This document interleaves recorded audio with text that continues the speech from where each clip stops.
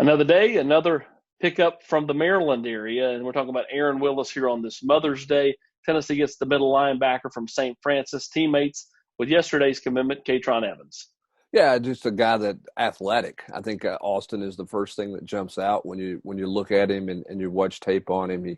He plays probably a little bigger than he is weight wise. I mean, he's over 200 pounds, but he's not like a 250-pound linebacker. But he plays bigger than what he probably is. Very athletic.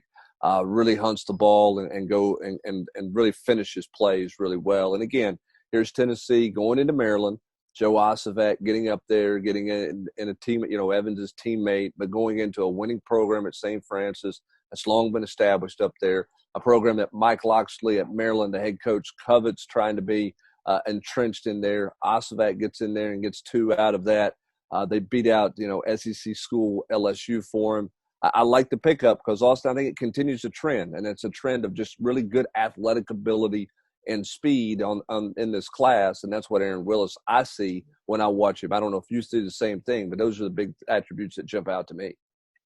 Well, when I look at him, he reminds me of two linebackers. You spoke to me about one privately on a phone call here recently that Philip Fulmer tried to recruit, and he ended up at FSU, about 15 years ago. And the other one would have been another former FSU linebacker, Jeff Luck. Two guys that love to really make impact. I mean, they're devastating top tacklers. And, he's a smart, instinctive football player. He's intelligent. And, some people knock the 6 foot, the height a little bit. But production wise, you cannot knock the production that Aaron Willis has gotten done at a high level on a really good football team. And his explosiveness is something to behold. Yeah, I guess that other linebacker was that Buster Jones we were talking about. Was that the guy that I can't remember. We've talked about a lot of kids along the way there that we talked about. I like the Jeff Luck comparison because Jeff Luck was so ballyhooed coming out of high school and was the same type deal, a playmaker inside. I don't get caught up in the 6 foot narrative at an inside linebacker spot. Now, does that mean he can on third down play off the edge? Maybe he can't because he's not tall enough there. But I think that, a true inside guy with great football instincts, and I think he meets all of those narratives, measurables from an instinctive standpoint that Jeremy Pruitt is looking for out of a Tennessee linebacker. And again, I mean, you're talking about two teammates on the defensive side of the ball that play in the inside part of the defense, a defensive tackle in Evans and an inside linebacker in Willis. Tennessee just keeps rolling right along. And again, establishes you in an area where you think you can go up and continue to cause some problems and have some success up there because there's a lot of kids leaving that area and going and playing football elsewhere. There are. And, Tennessee at the linebacker position, they already have Terrence Lewis in this class. They add Aaron Willis today. Obviously, they want to be a factor for a guy like Smile Munden. There's a couple other backers or athletes that could turn into backers that are on Tennessee's board.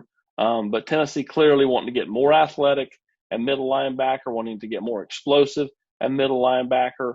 And, credit Brian Niedermeyer, Derek Ansley, and Jeremy Pruitt for going out there and really kind of going after some guys that are highly ranked that can really, as Jeremy Pruitt said, getting in the streets when he took his introductory press conference.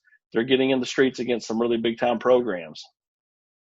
I don't think there's any question. I think that's the narrative of this recruiting class. When you look at what Tennessee has done over the course of the last 2 weeks is, there's some debate about the number of stars, and those debates always rage on, Austin, and we'll see what happens with rankings. We talked about it in the Friday Mailbag podcast and answering a couple of questions. But it is the fact that they're in the streets beating their SEC brethren out for players. Beating out the Big Ten for some quality players. I mean, you're talking about,